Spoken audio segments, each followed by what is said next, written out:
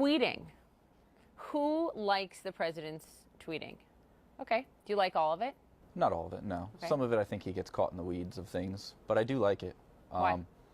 It's different, it's fresh, it's using the social media or any sort of technology that we have available to us to get right to the people. It's sort of like FDR when he would have fireside chats on the radio. I mean, obviously it's not to that in depth, you have a character limit and all that, but I think it's kind of refreshing to hear directly from him on a daily basis. I mean, I come out of the gym and at 6 o'clock, there he is, tweeting right away. The White House says these tweets are direct, these are statements from the president, take them at face value.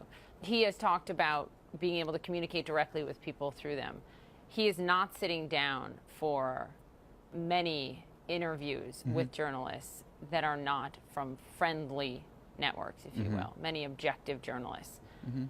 Does tweeting replace that adequately? I don't think 100% it replaces it adequately, but I think to a certain extent, a lot of the folks that are younger like this. They like hearing from him. I mean, they're on their phones or they're on the computer all day long. Not many people sit and watch television, really. Does he get in his own way with some of his tweets, especially about foreign policy, when you're talking about national security issues? I think sometimes there is a lack of communication between himself and his administration.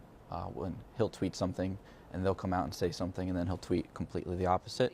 And some of the tweets are just very petty, I think, below the presidency. And I'm always concerned about, diplomacy by Twitter. I'm very concerned about that. Someone who was very clear about not reading briefing books and didn't want to be bothered with the details. Something as detailed and important as international affairs, I want diplomats, I want the Secretary of State handling that. And it concerns me that we don't know. We live in a very strange world now.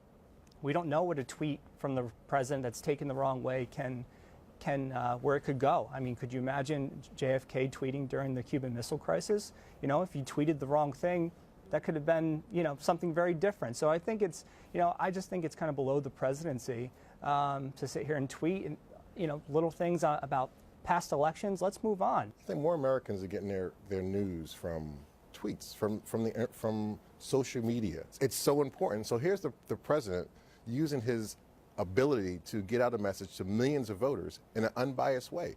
Here is what I have to say directly, unbiased, without any spin on it. Here's what I have to communicate to the American people. And it really is effective. We get to see him for him. I mean, I don't think we've ever seen a president in his own element. And like it or hate it, you get a chance to sort of see who the person is